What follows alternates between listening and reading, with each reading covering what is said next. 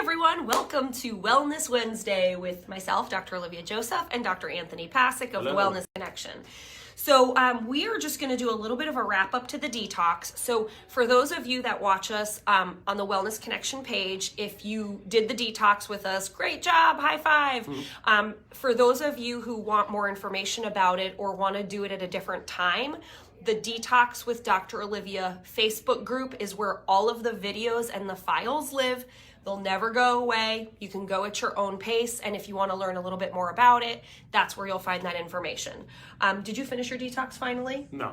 All right. So interestingly enough, I finished detox on Sunday with the group. Yep. And so today's Wednesday. So yesterday I was debating extending the detox. And then today I made the decision to do it. Right. And one of the reasons is all I ate on Monday and Tuesday was Monday for Dr. Brian's birthday. I had sushi and a glass of wine. And then Tuesday, I had some gluten-free orzo, and I was missing, I still did the 2 shakes. I still did shakes, still took my supplements, but I was dragging so bad the last 2 days. Sure. And I am a high energy person, and I love how good my energy levels are on detox. But when I was looking at the box, just seeing so many antioxidants, there's calcium D-glucarate in there, glutathione, NAC, tons of amino acids, plus the nutrition alone that's in the shake. A little more protein. Organic vegetables, antioxidants. It is higher in protein. Yep. I just was like, I by the end of the detox, I was like, I'm so glad to be done. I'm tired of the shake. I woke up the next morning and I had a different type of shake and I missed it. I was like, the other shake tasted too sweet to me. And I was like, I'm not at my goals yet. So I'm going to continue to do a modified detox. I'm going to try to get the 2 shakes in. What I found for myself is I have to have a pretty decent lunch. Otherwise, I'm just weak, puny, but I work out several days a week. So I think that's kind of why. And by doing that, I made really good choices at night. Night was just very light and picking a little bit. So I've gone ahead and extended my detox. Let me know if any of you have as well, or if you're thinking about it. Yep. And I literally thought to myself, I have these goals set for myself for many things, many categories, right? It's January. I have many goals, right? But like my health goals that I just haven't been able to pay enough attention to the last 2-3 years through being pregnant, having another baby, and then kind of all the stuff that happened with COVID and thereafter. I'm so motivated to stay on track that I was literally like, I'm going to detox 2 weeks on, 2 weeks off, 2 weeks on, 2 weeks off. And then after my 2 days off, I'm like, I'm just ready to get back to it. So I don't know how that will go, but I would like to talk to you today with Dr. Anthony about a gut reset and what that looks like. So we talked about this in our detox group because a lot of people follow a detox up with a gut cleanse, which we're calling a gut reset. We do a gut cleanse with patients that we have stool analysis results on, or we have results for mold toxicity, other things of that nature. We're going to call it a gut reset so we can give you the general guidelines of how to reset your gut and the different parts of the gut and what that looks like. So I'm going to let you cover enzymes first. Go ahead and talk about the different enzymes that there are, and then I'll talk about kind of the best enzyme that's a one size fits all. So go ahead. So proteins are like almost like a big necklace made of beads, like if you were to wear that. And enzymes' job is to basically cut those necklaces into little strings of beads. And that's how you break down your food and digest it. And absorb your nutrients. And there's really, several different kinds of like necklaces that you can have, fat, protein, and carbohydrates. And there's different enzymes for each of those, right?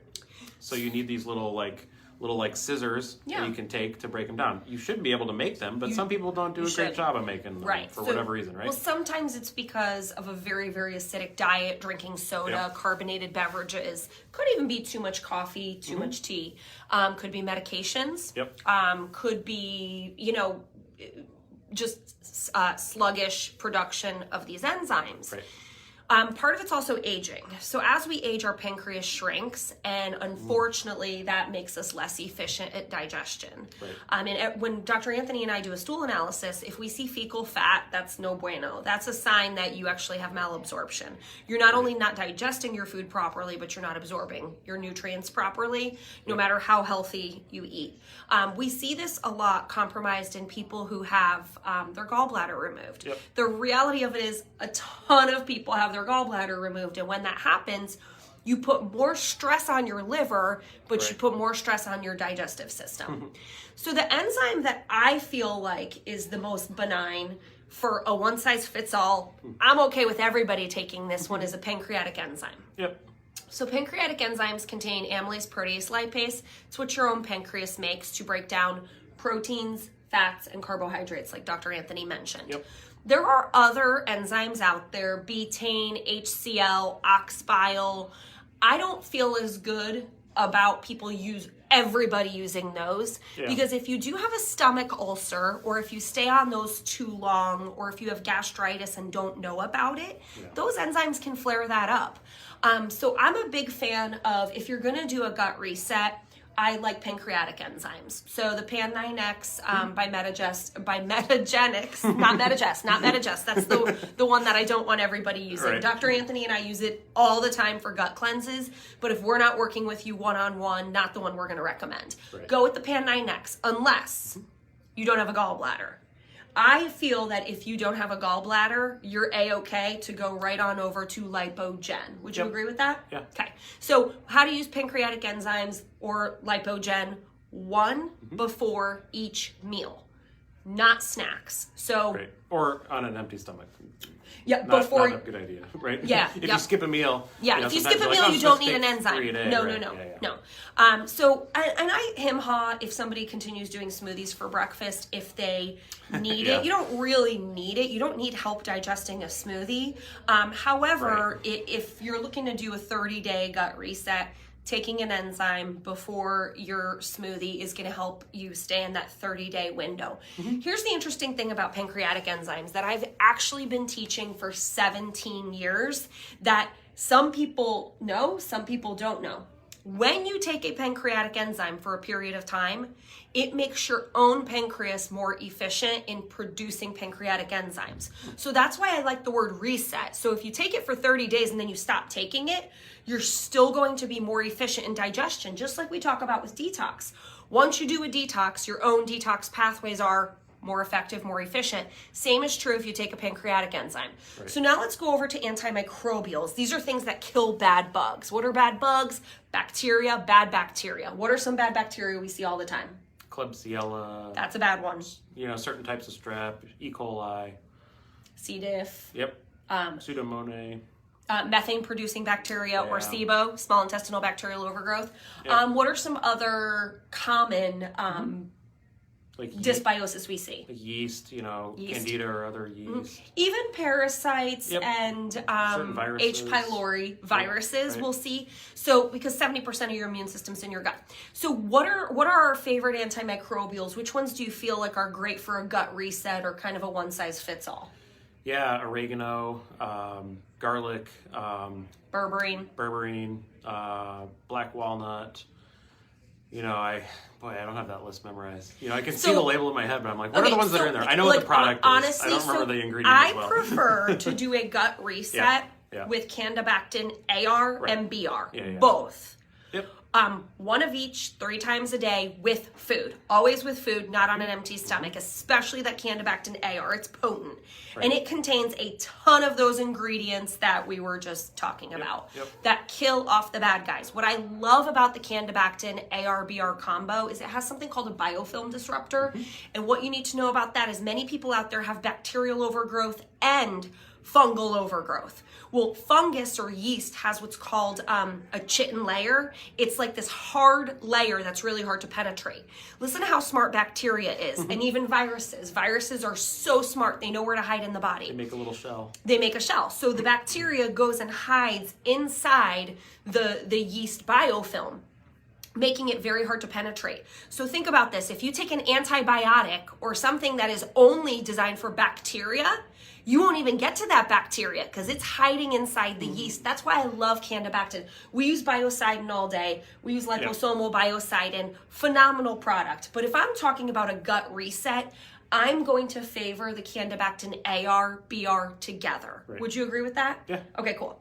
We're on the same page. And plus, if we know somebody has a parasite, if we know somebody has H. pylori, we approach it differently. We approach it very, very clinically. But this is a good broad spectrum reset. So now let's talk about probiotics. Do we want people on probiotics while they do a gut reset? Yeah. Okay. Not any type of probiotic is okay though. We don't want to inadvertently feed the bad bacteria. And unfortunately, when you have bad bacterial overgrowth, a probiotic can do that. So we're very, very, very particular about what type of probiotic we use during a gut reset. Yep. So what is the most common one we are going to use? Espulardi, that's actually a yeast. I call it the Pac-Man.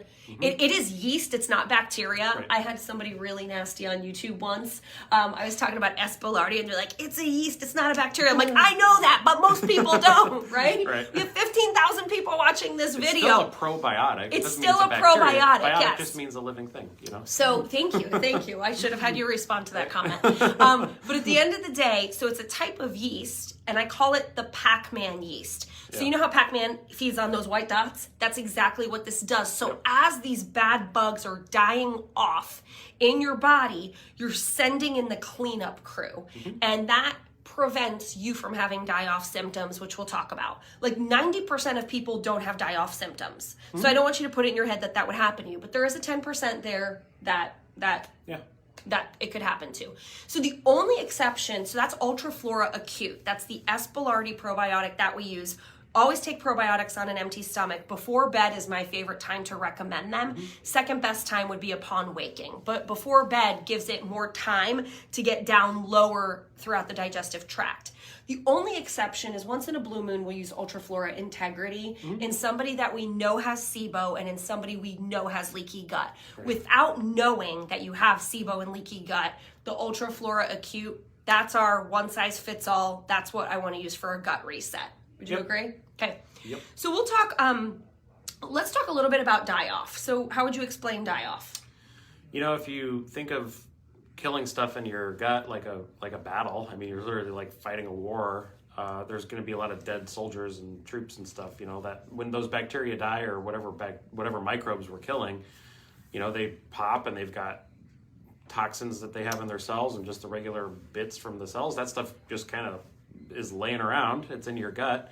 Sometimes it spills out into your bloodstream and it can leave you feeling really sick. Just like when you have like an acute illness, you know, you get a fever, you get joint pain, stuff like that, you know, that's the toxins in your system getting released from that bacteria. Right. So we're pretty protective of that with the Ultraflora Acute. The Ultraflora Acute does a great job of cleaning most of that up. And we use a binder too. That will help with that too. Which one? SBI Protect. So I wasn't going to put that as part of the gut reset, but never mind. But we do clinically. That binder SBI Protect that we do. Here's why it's a great binder, because so many people have chronic viral infections and compromised immune function. Right. So if bonus material, if you throw in a scoop of SBI Protect in water or in a smoothie daily, it's a binder and it helps bind to that die-off, but it's great at binding to viruses that are impacting immune health and your immune system, which so many people have. Some know they have it, some don't. That binder's really immunoprotective. It helps the immunoglobulins in your gut so you have a healthy immune reaction to not just viruses, but any foreign pathogen that comes in. That SBI Protect is a pretty good product too for people with leaky gut. It's not my number one for leaky gut, but many people are walking around with chronic inflammation, irritation in their gut. So long story short, die-off symptoms are bloating most commonly. Some people have belching, burping. The name of the binder is SBI Protect. It's an orthomolecular product. So I think that was a great bonus material. I wasn't going to go there, but I think that's great. So another binder that a lot of people use is activated charcoal. Charcoal's really good if you do get any die-off symptoms. You can pick it up anywhere. The only trick with charcoal is don't take it with your supplements or with a meal because it blocks the absorption of everything, but it binds to that die-off. And die-off typically only happens for 1 to 3 days. The thing is you never know when it's going to happen in that 30-day window. Some people get die-off right when they start the cleanse. Some people get it halfway through. Some people get it at the very, very end. Like there's no rhyme or reason, no way to predict when it's going to happen or if it's going to happen. Like I said, 90% of people don't even get die-off because we put in that Ultraflora Acute. And when we are working with somebody clinically, we're typically using SBI Protect as well. So it just covers all of our bases. I've seen joint pain and headaches and some other stuff with skin rashes too. Yeah. So let's cover some signs or symptoms that you might need to do a gut reset. So let's go back and forth on this one. What do you think of? When you bloat after you eat, especially if you eat healthy food. Like belly bloating, not like my rings don't fit. But like, your belly gets puffy. Indigestion or belching. Heartburn. If you have slow bowels, you need to do a gut reset.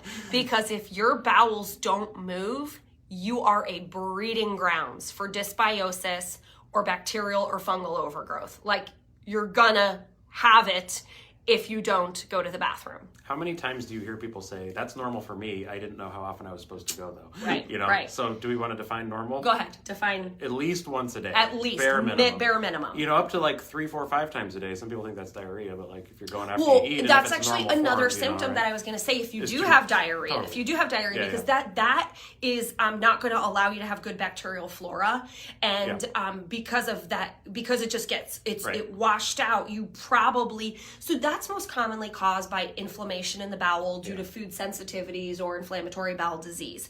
So what ends up happening is your gut gets so irritated that the good bugs can't live there and they can't thrive there. So the Ultraflora Acute is really, really good for that. Like really good for people who have those type of symptoms. But if you have constipation or diarrhea, it's a good idea to do a gut reset.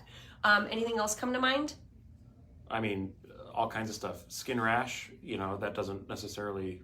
you see the dermatologist and you're like, I don't know what it is, Or even if it's psoriasis or eczema, if you have a known thing, but especially if it's a mystery. For stomach hurts, you can't figure it out. You have urgency in your bowel, you can't figure it out. Joint pain that's not responding to other stuff, medication. If you do take medications for your gut, such as proton pump inhibitors, definitely do a gut reset. You are not in any way, shape, or form going to mess up your medication, but when you take antacids, you are significantly decreasing your ability to digest and absorb nutrients properly, making you very prone to being low on vitamin D, iron, increasing your risk also for osteopenia or osteoporosis. So if you take anything in that antacid family, and you can do pancreatic enzymes with that, the betaine HCl, you shouldn't be, don't do that one is what I'll say. Anything else come to mind? I think of psychiatric things like mood, anxiety and depression, big time. Great gut-brain axis, absolutely. Because when you have inflammation in your gut, it causes not only, we say inflammation in your brain, but really, what it does is your neurotransmitters, those hormones that your brain uses, are made in your gut. So can you see how beneficial and valuable a gut reset can be? If you have impaired immune function, digestive function, skin health, mood, like that's what a gut reset can do.